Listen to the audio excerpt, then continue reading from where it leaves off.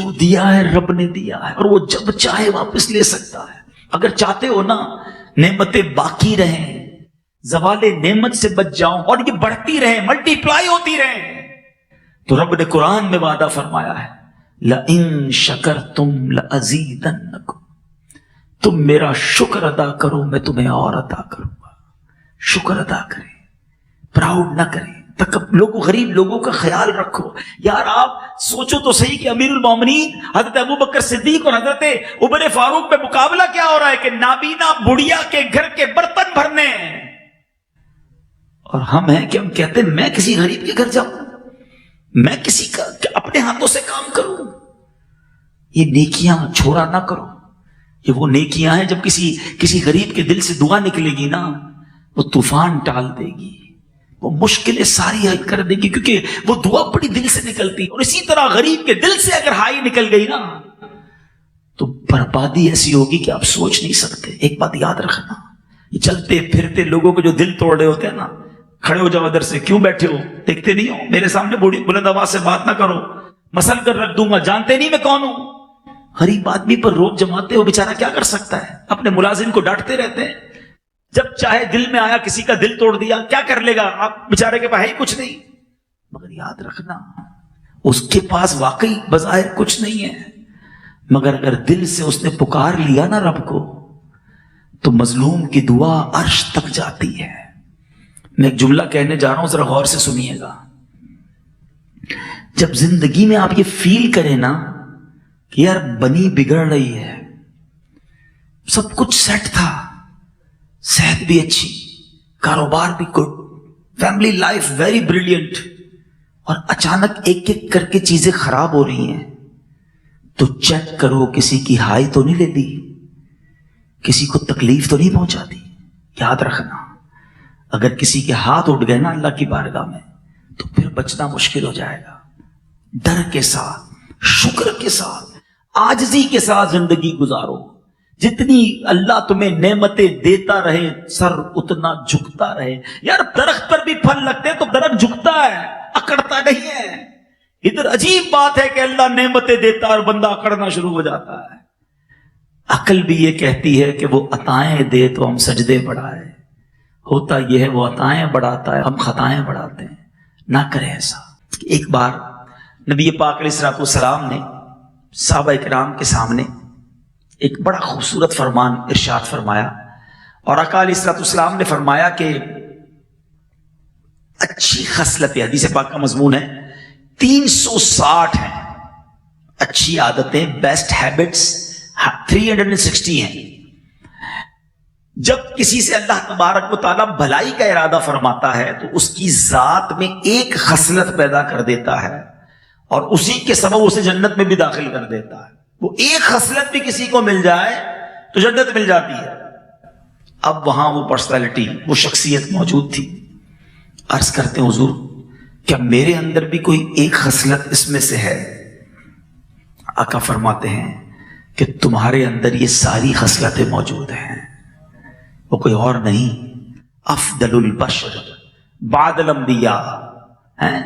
تمام انبیاء اور رسول کے بعد سب سے افضل شخصیت سیدنا ابو بکر صدیق رضی اللہ تعالیٰ عنہ ہے، کہ آقا ان کے بارے میں فرماتے کہ اے ابو بکر تمہارے اندر یہ ساری خصلتیں موجود ہیں۔ ایسی کیا خصلتیں تھی، ایسی کیا عادتیں تھی؟ آؤ میں آج حضرت ابو بکر صدیق کی کچھ عادتیں بتاتا ہوں، ہیبٹس آف سیدنا ابو بکر صدیق رضی اللہ تعالیٰ۔ ٹرائی ٹو انڈرسٹینڈ اور try to implement in your life. سننا بھی ہے، صرف سن کر انجوائے نہ کریں، ہم یہ دیکھیں کہ میری عادتیں کیا ہیں اور صدیق اکبر کی عادتیں کیا تھیں۔ آقا کا قرب کیسا ملا، اللہ اکبر، ذرا سوچو تو صحیح، کیا کوئی سوچ سکتا ہے جو ان کو نبی پاک کا قرب ملا، زندگی میں بھی ساتھ رہے، غار میں بھی ساتھ رہے، آج مزار میں بھی ساتھ ہیں، یار غار بھی ہیں اور یار مزار بھی ہیں۔ شاعر لکھتے ہیں نا، محبتوں کا صلہ ایسے کون دیتا ہے، محبتوں کا صلہ ایسے کون دیتا ہے، سنہری جالیوں میں یار غار آپ سے ہے۔ اللہ اکبر، کہ آقا فرماتے ہیں قیامت کے دن تم میں سے میرے سب سے زیادہ نزدیک وہ ہوگا جس نے دنیا میں سب سے زیادہ درود پڑھے ہوں گے. اب بتاؤ جو نبی پاک کے قریب ہو گیا اس کے تو سارے ہی کام بن گئے نا. کام بنانا انہوں نے ہے, بگڑی بنانی انہوں نے, اور میں انہی کے قریب پہنچ گیا تو پھر تو کام ہو جائے گا نا. تو اب یہ سوچ لو درود پاک کتنا ضروری ہے. ایکچولی اٹ از دا کی آف سکسیس. یہ نبی پاک علیہ الصلوۃ والسلام کے قرب کی چابی ہے. تو درود پڑھتے رہا کرے, چلتے پھرتے اٹھتے بیٹھتے, فضول باتوں سے اپنے آپ کو بچائیں. تھوڑا سا یہ سوشل میڈیا موبائل پر جو اتنے گھنٹوں ہمارے گزرتے ہیں اس سے نکلیں اور اپنا وقت اللہ اور اس کے رسول کے ذکر میں صرف کریں. یہ زبان اللہ نے دی ہے, اس کا بہترین استعمال یہ ہے کہ ہم اللہ اور اس کے رسول کا ذکر کرنے والے بن جائیں. آئیے میں بھی نیت کرتا ہوں اور آپ بھی نیت کریں کہ انشاءاللہ روزانہ کثرت کے ساتھ درود پاک پڑھیں گے. حج کے دن عرفات کے میدان کا منظر ذرا یاد کیجئے. 30 لاکھ 35 لاکھ لوگ ہوتے ہیں نا, اور کتنے ہوتے ہیں 40 لاکھ. مگر جس کو تواڑی پنجابی وچ کہتے کہ رش کہتے کس کو لگ پتا جاتا ہے. ایک عوام کس کو کہتے ہیں, کراؤڈ کس کو کہتے ہیں. ایک بندہ بچھڑے پھر ملنا مشکل, اس قدر عوام. کبھی سوچا قیامت کے دن کتنے لوگ ہوں گے؟ فرام دا فرسٹ ڈے, حضرت آدم علیہ السلام سے لے کر ٹل دا ڈے آف ججمنٹ, قیامت کے دن تک اس زمین پر جتنے لوگ آئیں گے, اربوں خربوں, یہ سب محشر کے میدان میں ہوں گے. 40 لاکھ کے مجمع میں گھبرا جاتے ہیں ہم. اربوں کے مجمع میں کیسے ڈھونڈیں گے نبی پاک کو؟ کیسے جائیں گے نبی پاک کے قریب؟ کیسے مانگیں گے ان سے شفاعت؟ کیسے ان سے جناب آب کوثر کا پیالہ طلب کریں گے؟ کیا ریلیونٹ کوسچن تھا نا کہ حضور آپ کو تلاش کدھر کریں گے. سنو نبی پاک نے کیا جواب دیا. آقا فرماتے ہیں, حدیث پاک کا مضمون ہے, اگر مجھے تلاش کرنا ہونا تو حوض کوثر پر آ جانا, اپنے پیاسے امتیوں کو جام پلا رہا ہوں گا. کہ حضور اگر وہاں نہ پاؤں تو ایسا کرنا پل صراط پر آ جانا, اپنے امتیوں کو پل سے پار چلا رہا ہوں گا. حضور اگر وہاں نہ ملے تو وہاں نہ ملوں تو میزان پر آ جانا, جہاں میرے امتیوں کے اعمال تولے جا رہے ہوں گے, ان کے پلڑے بھاری کر رہا ہوں گا. اللہ اکبر. کیوں اتنی فکر ہے اپنے امتیوں کی؟ اور انبیاء قیامت کے دن کہیں گے اذهبوا الی غیری, کسی اور کے پاس جاؤ. فقط ایک ہستی ہوگی جو کہے گی انا لہا. کیا خوبصورت بات مولانا حسن رضا خان صاحب لکھتے ہیں کہ کہیں گے اور نبی اذهبوا الی غیری, میرے حضور کے لب پر انا لہا ہوگا, آ جاؤ میرے غلام. اب مجھے بتائیے, اب اس حدیث کی طرف دوبارہ آتا ہوں. اب یہ تمام تخیلات, یہ امیجنیشن ذہن میں رکھیے, اور یہ سارا ہم سب کو فیس کرنا ہے. اس سے آنکھیں چرانا چھوڑ دیں, اس کی پریپریشن کریں, اس کی تیاری کریں. ٹیکس ریٹرن کی ڈیٹ آتی ہے تو تیاری کرتے ہیں کہ جناب اب آنے والا ہے ٹیکس ریٹرن ہے. کسی ملک کا انٹرویو, ویزا کا انٹرویو ہوتا ہے تو اس کی فائل تیار کرتے ہیں. جاب انٹرویو کے لیے نہ جانے کتنی بار پریکٹس کرتے ہیں. قیامت کے دن کی کوئی پریپریشن, کوئی تیاری, کوئی ٹینشن, فکر ہی نہیں کسی کو. ابو جہل کا اور کفار مکہ کا اعتراض کرنا کہ یہ ہو ہی نہیں سکتا, یہ کس بات پر تھا؟ کیا خواب پر اعتراض تھا؟ بھائی آپ صبح اٹھیں اور آپ کا بیٹا کہ ابو رات کو خواب میں امریکہ گیا تھا, اس کے بعد لندن بھی گیا, اور پھر ابو میں کراچی بھی گھوم کے اٹھا تو بستر پہ تھا. تو آپ کا بیٹا کوئی بات نہیں, ساری لوگ رات گھوم رہے ہوتے خواب میں, کوئی مسئلہ نہیں, سو جا واپس سو جا, کوئی ٹینشن نہیں نا, خواب میں تو سبھی گھوم رہے ہیں. اگر نبی پاک نے یہ دعویٰ کیا تھا 27 رجب کی صبح کہ جناب میں خواب میں بیت المقدس ہو کر آیا, تو پھٹا ہی نہیں تھا. پھر یہ جھگڑا بتا رہا ہے کہ نبی پاک کا دعویٰ یہی تھا کہ میں جسمانی طور پر گیا ہوں. تو یہ بڑا نارمل کلیئر ہو گیا کہ پیارے آقا جسمانی طور پر جانے کا دعویٰ کر رہے تھے. ابو جہل اور اس کے لوگ جو تھے وہ اعتراض کر رہے, اور صدیق اکبر نے فوراً مان لیا. تو سمجھ ہی آ گئی بات کہ آج بھی جب آپ کے سامنے قرآن و حدیث کی کوئی بات پیش کی جائے تو ہمارا کام لبیک کہنا ہے. ہر چیز میں لاجک تلاش کرنا, ہر چیز میں کہنا جناب پہلے اس کی لاجک بتائیے. ارے میری آپ کی عقلیں تھوڑی ہیں, کبھی پہلی جماعت کے بچے کو 10ویں جماعت کی کتابیں سمجھ آتی ہیں؟ मैट्रिक के स्टूडेंट को MBBS की किताबें समझ आ सकती हैं। अरे हम दुनिया में अपना डिस्टेंस रखते हैं, यार अभी पहली जमात में, इसको 10वीं जमात की किताब न दो। मेरी आपकी अकलें थोड़ी, अल्लाह की शान, उसकी कुदरत के नजारे, उसके हबीब को उसने क्या इख्तियारात दिए, जरूरी है हर बात मेरी अकल में आए। अगर हदीस के जरिए, कुरान के जरिए ये बात पहुंची है तो जो पंजाब के लोग कहते हैं वो सही कहते हैं कि असी मनन वाले हैं, सोचण वाले नहीं है। हाँ, मनन वाले बने। जब नबी पाक की ये शान और सिद्दीक़ अकबर को लक़ब वहां से मिलता है कि उन्होंने बगैर चूं चरा के लब्बैक कहा और सदाकत कर दी, तस्दीक कर दी कि जे मैं मानता हूं नबी पाक फरमाते हैं तो हक फरमाते हैं। आओ सिद्दीक़ अकबर रज़ी अल्लाह तआला अन्हु की एक और शानदार आदत, क्या आदत थी, अल्लाह की राह में खर्च करने का जो शौक था ना, अल्लाह उसका सदका नसीब कर दे, उसका जर्रा नसीब कर दे। आप एक बड़े कारोबारी थे। आपको बताता चलूं कि सिद्दीक़ अकबर रज़ी अल्लाह तआला अन्हु एक कपड़े का वसी कारोबार करते थे, बहुत बड़े बिजनेसमैन थे। आपके पास एक बार 40,000 दिरहम या 40,000 दीनार थे, सारे के सारे राह खुदा में खर्च कर दिए। नबी पाक अलैहिस्सलाम के साथ अटैचमेंट कैसी थी? ठीक है हमारी दोस्ती होती है बाजू का, लेकिन पैसे बोरो करने पड़ते हैं ना यार, थोड़े से देना, वापस दे दूंगा। दोस्ती में भी यहां तक ही होता है ना मामला। मगर सिद्दीक़ अकबर रज़ी अल्लाह तआला नबी पाक अलैहिस्सलाम के साथ इतना अटैच थे, हदीसों में अल्फाज मिलते हैं कि नबी पाक अलैहिस्सलाम सिद्दीक़ अकबर रज़ी अल्लाह तआला का माल ऐसे इस्तेमाल करते थे जैसे अपना माल इस्तेमाल करते हैं, इस कदर। सुभान अल्लाह। और फिर सुनो मेरे आका का वो इरशाद, फरमाते हैं मुझे किसी के माल ने इतना फायदा नहीं दिया जितना अबू बकर के माल ने फायदा दिया। ये कैसी शख्सियत है, अल्लाह की राह में खर्च करने के लिए हर वक्त तैयार रहते थे। मगर आज इस आदत से हमने क्या सीखा है? आज 2.5% ज़कात लोगों को भारी पड़ती है। किसी तरह मौलवी साहब कोई तरीका बताओ कि कोई रेंट की प्रॉपर्टी ले लें, कोई ऐसा सिस्टम बना ले कि हमें ज़कात ना देनी पड़े। बहाने ढूंढते हैं लोग, हमारे पास आते हैं, बहाने ढूंढते हैं कि ज़कात बच जाए, ज़कात न देनी पड़े। अरे अल्लाह के बंदो, बहाने ढूंढो कि किस तरह खर्च करूं और जन्नत के अकाउंट में चली जाए। ये पैसे जो है ना इतनी न जाने। मैं आज एक कारोबारी शख्स के साथ बैठा था, हम एक ट्रैवल पे थे, मैंने उनको एक बात कह दी थी, उन्होंने मुझे वही बात रिपीट किया आज कि आपकी बात मेरे दिल में लग गई है। मैंने उसको कहा एक बात बताओ, आप अपने वालिदैन के लिए तो शायद कुछ ना कुछ दुआ करते हो, सदका करते हो, कभी दादा के लिए करते हो, परदादा के लिए करते हैं? हम में से कईयों को तो परदादा का नाम भी याद नहीं, अपने ही परदादा का नाम याद नहीं है। तो समझ लो कि हमारे भी मरने के बाद ना ज्यादा से ज्यादा बच्चे ही कुछ कर लेंगे तो कर लेंगे, उसके बच्चों ने तो भूल जाना है हमें। हमारा चैप्टर क्लोज हो जाएगा नेकियों का, नेकियां क्लोज हो जाएंगी मरने के बाद। खुद कुछ ऐसा कर जाओ कि मैं चला जाऊं और कयामत तक ये मीटर चलता रहे, बाद में कोई याद नहीं रखेगा। अरे जब तुमने खुद अपने लिए कुछ नहीं किया तो कैसे उम्मीद रखते हो कि बाद वाले तुम्हारे लिए करेंगे? सिद्दीक़ अकबर रज़ी अल्लाह तआला की सीरत से ये सीखिए। आपको पता है अबू बकर सिद्दीक़ रज़ी अल्लाह तआला का बहुत बड़ा सदका क्या है?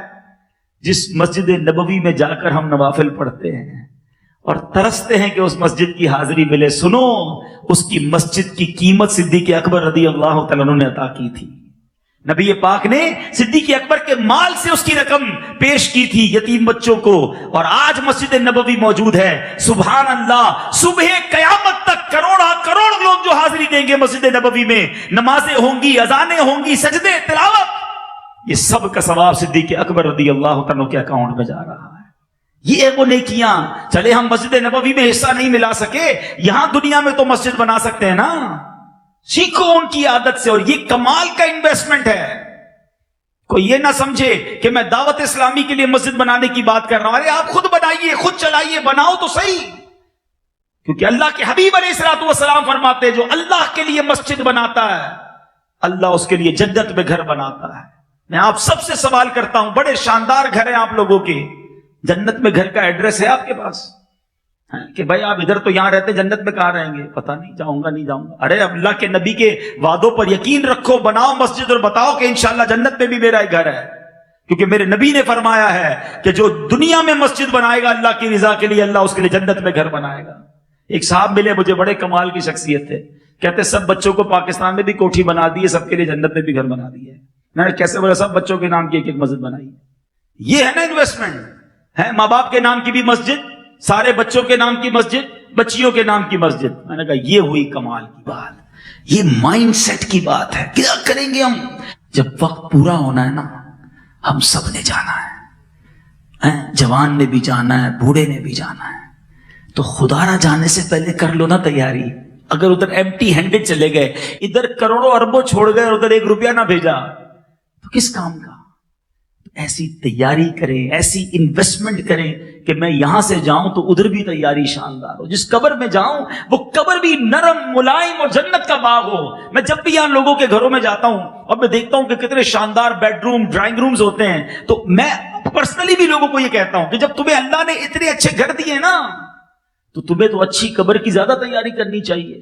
کیونکہ عادت ہی نرم بستر پر سونے کی ہے. نہ ایئر کنڈیشن کے بغیر نیند آتی ہے, نہ جنریٹر کے بغیر سو سکتے ہیں.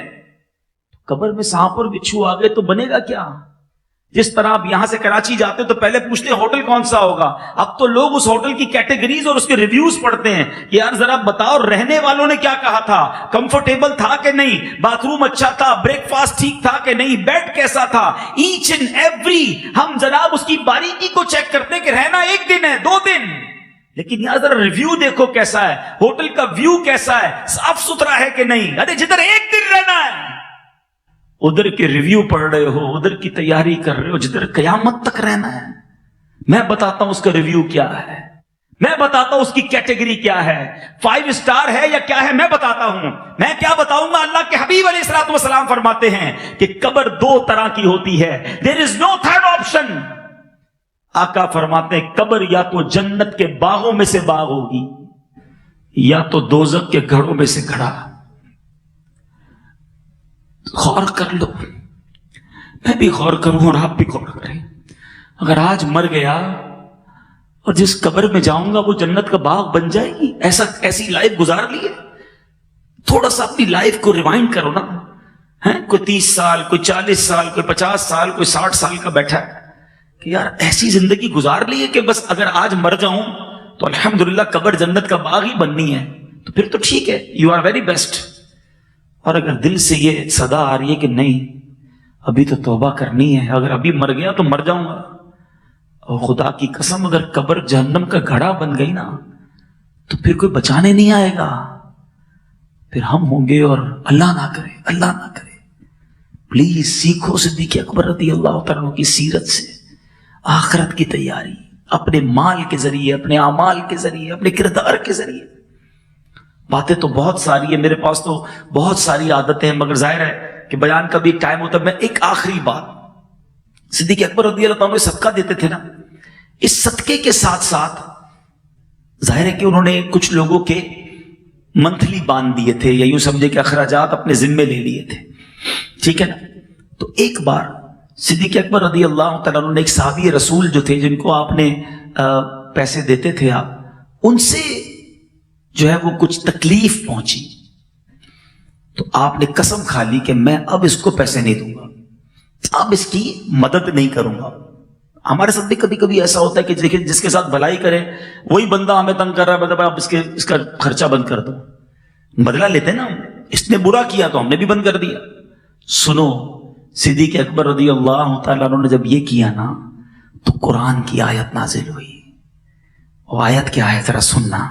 اللہ کرے کہ یہ آیت اور اس کا مفہوم اور اس کا میسج آج میں سمجھانے میں کامیاب ہو جاؤں اور آپ سمجھنے میں کامیاب ہو جائیں. اللہ قرآن میں فرماتا ہے, بسم اللہ الرحمن الرحیم, پارہ 18 سورہ نور آیت نمبر 22. اللہ فرماتا ہے, وَلَا يَأْتَلِ أُولُو الْفَضْلِ مِنْكُمْ وَالسَّعَةِ أَنْ يُؤْتُوا أُولِي الْقُرْبَى وَالْمَسَاكِينَ وَالْمُهَاجِرِينَ فِي سَبِيلِ اللَّهِ وَلْيَعْفُوا وَلْيَصْفَحُوا أَلَا تُحِبُّونَ أَنْ يَغْفِرَ اللَّهُ لَكُمْ وَاللَّهُ غَفُورٌ رَحِيمٌ. اب ذرا ترجمہ سنیے گا, کیا میسج ہے قرآن کا.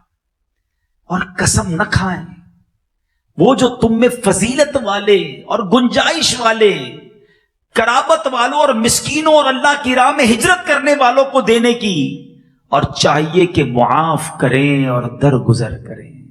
وَلْيَعْفُوا وَلْيَصْفَحُوا، چاہیے کہ معاف کریں اور درگزر کریں. جب یہ کریں گے تو ملے گا کیا؟ سنو، قرآن کہتا ہے کیا تم اسے دوست نہیں رکھتے؟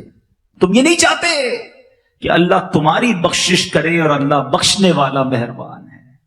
اس آیت میں صدیق اکبر کی شان کیسے بیان ہوئی؟ قرآن نے کیا کہا؟ اولو الفضل، اللہ اکبر. یعنی قرآن اللہ فرما رہا ہے سیدنا صدیق اکبر رضی اللہ عنہ کے بارے میں کہ یہ فضیلت والے ہیں. اور صدیق اکبر جب یہ سنا نا تو آپ نے کیا کہا کہ بے شک میری آرزو ہے کہ اللہ میری مغفرت فرما دے، میں نے معاف کیا، میں اس کا کفارہ ادا کروں گا قسم کا، اور ان کا خرچہ جاری کر دوں گا. اے میرے میٹھے اسلامی بھائیوں، اس آیت سے سبق یہ ملا کہ اللہ معاف کرنے والوں کو پسند کرتا ہے، بدلہ لینے والوں کو نہیں. ارے انہوں نے برا کیا، میں بتاؤں گا میں کون، میں نہیں چھوڑوں گا. لوگوں نے رشتہ داریاں ختم کر دی ہیں، دوستیاں ختم کر دی ہیں، دیکھنے کے لیے تیار نہیں ایک دوسرے کو، ایک دوسرے کی دعوت گھر میں شادی میں بھی نہیں جاتے. ارے جناب مجھے نہیں بلایا تھا، میں کیوں بلاؤں؟ میرے میں گیا دعوت میں، ملاقات ہی نہیں کی مجھ سے، اب ختم، رابطہ ہی ختم. ایک بار میرے ساتھ بدتمیزی کر دی. مجھے سمجھ نہیں آتا کہ ایک طرف تو ہم اپنے آپ کو نبی پاک علیہ السلام کا غلام کہتے ہیں اور عادتیں ساری ان کے خلاف والی ہیں. وہ نعت تو کئی بار جھوم جھوم کر سنی ہوگی نا کہ سلام اس پر کہ جس نے گالیاں سن کر دعائیں دی، سلام اس پر کہ جس نے خون کے پیاسوں کو کبائیں دی. ارے میرے آقا برا بھلا کہنے والوں کو دعائیں دیتے، پتھر برسانے والوں کو دعائیں دیتے، اور آج نہ ہم اپنے گھر والوں کو معاف کرنے کے لیے تیار ہیں، نہ مسلمانوں کو معاف کرنے کے لیے تیار ہیں. نہ کریں ایسا. شب قدر کی دعا یاد ہے؟ سب کو یاد ہوگی. کبھی معنی سمجھا اس کا؟ اللہم انک عفو، اے اللہ تو معاف کرنے والا ہے، تحب العفو، تو معافی کو پسند کرتا ہے. فاعف عنی، اے اللہ مجھے بھی معاف کر دے. اللہ سے یہ عرض کرتے ہو کہ اللہ تو معافی کو پسند کرتا ہے، خود معافی کو پسند کرتے ہو، خود تو معاف کرنے کے لیے تیار نہیں ہے. نہ کرے یہ دشمنیاں.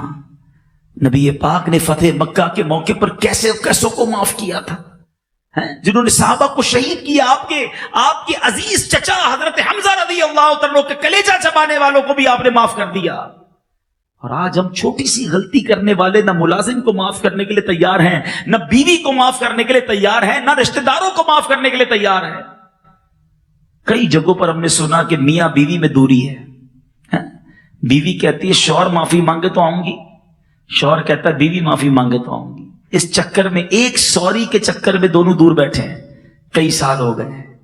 دو دوست ایک دوسرے کو یاد بھی کرتے ہیں، بچپن کے دوست تھے، لڑائی ہو گئی، یاد بھی آتی ہے، مگر کہتے ہیں میں کیوں جاؤں، غلطی تو اس نے کی تھی نا، وہ سوری کرے پھر جاؤں گا. وہ ایک سوری نے تم دونوں کو دور بٹھایا ہوا ہے. ایسا نہ کرو، چھوٹی سی زندگی ہے، پیار سے گزارے. اگر وہ نہیں کرتا آپ بتا کے سوری کر لیں. شیطان ابھی آپ کے دماغ میں بات ڈالے گا یار مولانا صاحب بات تو ٹھیک کر رہے مگر قصور تو اس کا تھا، میں کیوں معافی مانگوں. تو یہی تو بتا رہا ہوں، قصور کس کا تھا؟ حضرت ابوبکر صدیق نے کس کو معاف کیا؟ جس کا قصور نہیں اس کو آپ نے معاف کیا تو کیا معاف کیا؟ معافی تو بنتی اسی کی ہے جس نے قصور کیا ہو. آپ کا یار آپ کا کوئی قصور نہیں ہے میں نے معاف کیا، تو یہ معافی ہے؟ معافی تو یہ ہے کہ قصور اس نے کیا پھر بھی معاف کر دیں. وَلْيَعْفُوا وَلْيَصْفَحُوا. اللہ کرے یہ جملہ یاد ہو جائے نا، جب غصہ آنے لگے نا، جب بدلہ لینے کو جی چاہے، جب ریونج کو جی چاہے، یہ آیت کا جملہ یاد کر لو، وَلْيَعْفُوا وَلْيَصْفَحُوا. اور اللہ نے آگے فرمایا کہ کیا تم اس بات کو پسند نہیں کرتے کہ اللہ تمہیں معاف کر دے؟ اگر ہم معاف نہیں کریں گے نا، اور اگر ہمیں معاف نہ کیا گیا تو حدیث پاک ہے جس کا مضمون ہے کہ جو رحم نہیں کرتا اس پر رحم نہیں کیا جائے گا، اور جو معاف نہیں کرتا اسے معاف نہیں کیا جائے گا. اب آپ چیک کر لیں، بدلے لیتے رہیے. اگر ہمیں پکڑ لیا گیا ہم کدھر جائیں گے؟ ہماری کتنی گناہ ہیں، ہماری کتنی خطائیں. بندوں کو معاف کرو اس نیت سے کہ اللہ میں نے بندے کو معاف کیا، تو رحمان ہے، تو مجھے معاف کر دے. اللہ کرے کہ دل میں اتر جائے میری بات، دشمنیاں ختم کر دیں. ہماری میمنی کا ایک جملہ بڑا پیارا ہے، جو نمیوں وہ اللہ کے گمیوں. نم جائیے، جھک جائیے، معافی مانگ لیجیے. آپ کا قصور نہیں پھر بھی مانگ لیجیے، فون کر لیجیے، بھائی معاف کر دو یار غلطی ہو گئی۔ اچھا معافی بھی بعض اوقات مانگنے نہیں آتی ہے، کچھ لوگوں کی معافی بھی ایسی ہوتی ہے جو قابل معافی ہوتی ہے، بھائی دیکھو معافی مانگ رہا ہوں، معاف کرنا ہے تو کر دو، پھر نہیں مانگوں گا۔ بندہ کہ یار معافی مانگنے ہے جھگڑا کرنا ہے، معافی نرمی سے ہوتی ہے، عاجزی سے ہوتی ہے، پیار سے ہوتی ہے۔ اگر واقعی دوستی کرنی ہے، فارمیلٹی تو پوری نہیں کرنی نا کہ عبدالحبیب بھائی آپ نے کہا تھا میں مانگ کے آ گیا پھر بھی نہیں مانا، تو پھر تمہاری مرضی ہے۔ ہم تو چاہتے ہیں کہ ختم کرے چیزوں کو، ختم کوئی تحفہ لے کے چلے جائیں ان کے گھر پہ۔ ہاں کاروباری جھگڑا ہو جاتا ہے، کاروبار میں پرابلم ہو جاتی ہے، کبھی پیمنٹ اس نے لیٹ کر دی، کبھی آپ نے لیٹ کر دی، آپ کو لگتا ہے یار چلو جو بھی ہوا مسلمان ہے نا، غلطی ہوگی، ختم کریں، دوستی کر لیں۔ کاروبار کریں یہ ضروری نہیں ہے، آپ کہنا میں نے کاروبار اس سے نہیں کرنا، کوئی مسئلہ، لیکن بات چیت تو کریں نا، دوستی تو کریں، ملاقات تو کریں۔ تو آپ ان چیزوں کو ختم کریں اور سیکھے صدیق اکبر رضی اللہ تعالیٰ کی سیرت سے کہ آپ کو شدید تکلیف پہنچی تھی، مگر آپ نے قرآن کی جب آیت سنی تو انہیں معاف کر دیا۔ اللہ پاک مجھے بھی ان عادتوں سے کچھ سیکھنے کی توفیق نصیب فرمائے، آپ کو بھی نصیب فرمائے۔ ایسے پیاری باتیں دعوت اسلامی کے مدنی ماحول میں سکھائی جاتی ہیں۔ اگر آپ مدنی چینل دیکھیں گے تو ایسے کئی بیانات آپ سن سکیں گے اور انشاءاللہ باتوں کو سیکھ سکیں گے۔ اور گزارش کروں گا کہ کم از کم 3 دن قافلے میں بھی سفر کریں، تاکہ جب قافلوں میں جاتے ہیں تو ان عاجزی، انکساری اور ان تمام چیزوں کی عادتیں اپنانا ہمارے لیے آسان ہو جاتا ہے۔ آمین بجاہ النبی الامین صلی اللہ علیہ وسلم۔